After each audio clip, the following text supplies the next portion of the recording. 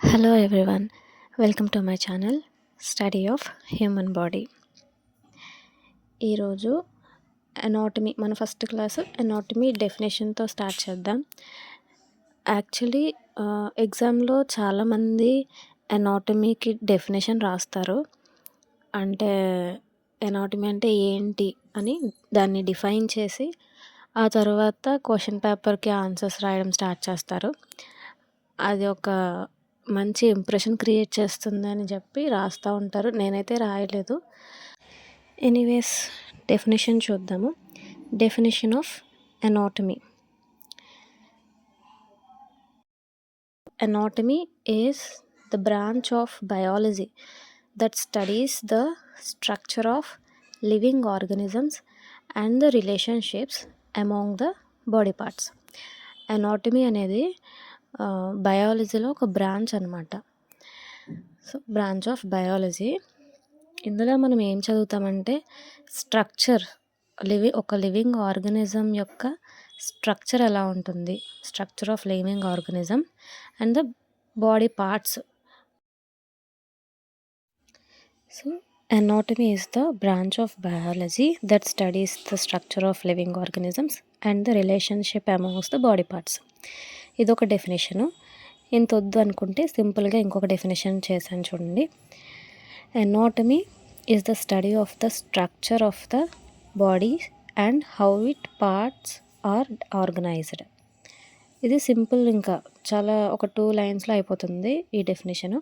ఇందులో structure and parts are organized, ఈ 2 పాయింట్లు మాత్రం ఖచ్చితంగా పడాలి డెఫినేషన్లో. ఈ 2 డెఫినేషన్లో ఏది ఈజీగా ఉంటే అది ప్రిపేర్ అవ్వండి. 2 కొంచెం సిమిలర్గానే ఉంటాయి. సో మ్యాక్సిమం ఎగ్జామ్ పేపర్లో డెఫినేషన్ అటెంప్ట్ చేసినా పర్వాలేదు, చేయకపోయినా పర్వాలేదు, కాకపోతే టైం మేనేజ్మెంట్ తెలిసి ఉండాలన్నమాట.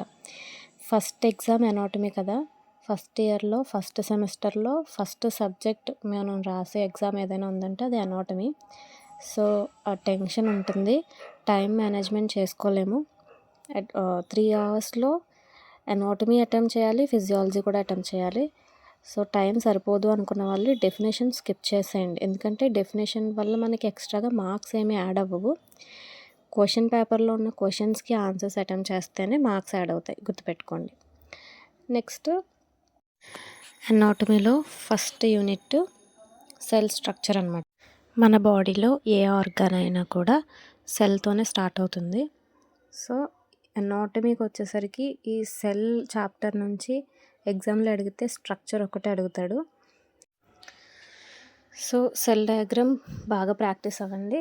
చుట్టూ ఉండే ఈ అవుట్లైన్ని సెల్ మెంబ్రేన్ అంటాము, లోపల ఇవన్నీ కూడా సెల్ ఆర్గనల్స్ అన్నమాట.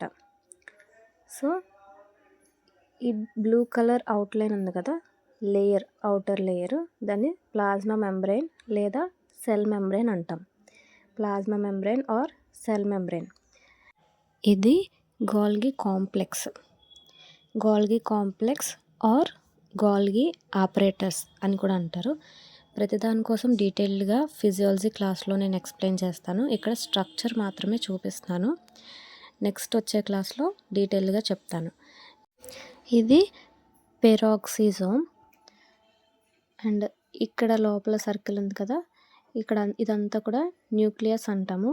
ఇది న్యూక్లియర్ మెంబ్రేన్, న్యూక్లియస్, క్రోమాటిన్, న్యూక్లియోపోర్స్, ఇవన్నీ కూడా డీటెయిల్డ్గా ఫిజియాలజీ క్లాస్లో చెప్తాను. ఎందుకంటే ఇక్కడ ఫంక్షన్స్ ఏమీ ఉండదు, స్ట్రక్చర్ ఒక్కటే నేర్చుకోవాలి అనాటమీలో, అందుకని ఇక్కడ అవుట్లైన్ చెప్పేస్తున్నాను చూడండి. ఇది smooth endoplasmic reticulum and rough endoplasmic reticulum. ఈ రెండాటికి డిఫరెన్స్ ఏంటంటే ఇటు లెఫ్ట్ సైడ్లోది స్మూత్గా ఉంటుంది, రైట్ సైడ్లోది పార్టికల్స్ కనిపిస్తున్నాయి కదా బ్లాక్ కలర్లో, అవి రైబోజోమ్స్ అనమాట. ఇది రఫ్ ఎండోప్లాజ్మిక్, ఇది స్మూత్ ఎండోప్లాజ్మిక్ రెటిక్యులమ్స్. ఇక్కడ మెన్షన్ చేశాను చూడండి, smooth endoplasmic reticulum, rough endoplasmic reticulum.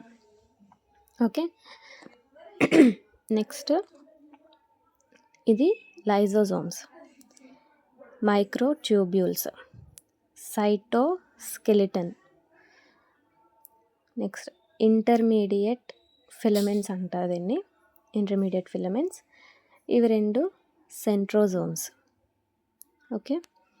And ఇక్కడ మైటోకాండ్రియా, పైన సెక్రెటరీ గ్రాన్యూల్స్.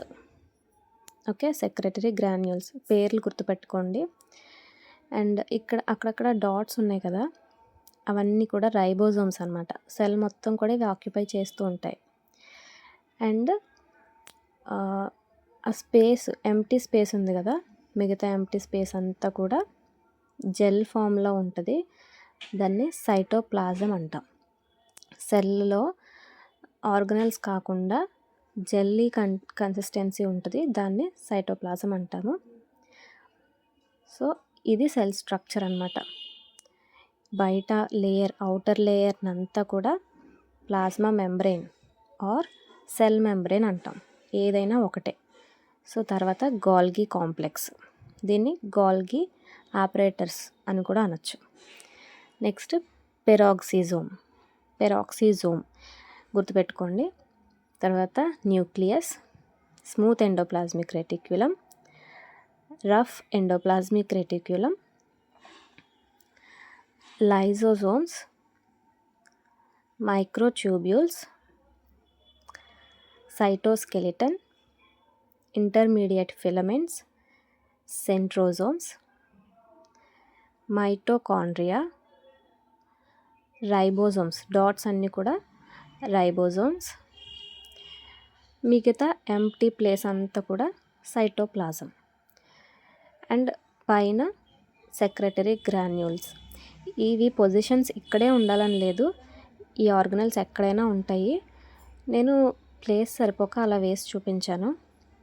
నెక్స్ట్ వీడియోలో ఇవన్నీ ప్రతి దానికోసం, ప్రతి సెల్ ఆర్గనల్స్ కోసం విడివిడిగా ఫంక్షన్స్ అవి ఎలా ఉంటాయి ఏంటి అనేది డీటెయిల్డ్గా చెప్తాను. ఈ అనాటమీలో మాత్రం స్ట్రక్చర్ ఒక్కటి నేర్చుకుంటే సరిపోతుంది. అడిగితే 5 మార్క్స్కి అడగచ్చు ఈ క్వశ్చన్, లేకపోతే అది కూడా ఉండదు. ఎందుకంటే సెల్ నుంచి చాలా తక్కువ అడిగాడు అనమాట అనాటమీ క్వశ్చన్ పేపర్లో. ఫిజియాలజీలో ఎక్కువ అడుగుతాడు మళ్ళీ సెల్కి సంబంధించి. సో అందుకే నేను అనాటమీ ఒక స్ట్రక్చర్ చూపించాను. ఫిజియాలజీలో మాత్రం ప్రతిదీ డెప్త్గా చూద్దాము. నెక్స్ట్ క్లాస్ ఫిజియాలజీలో సెల్ స్ట్రక్చర్ అండ్ ఫంక్షన్. ఇప్పుడు ఇది సెల్ మాత్రం ప్రాక్టీస్ చేయండి. Thank you.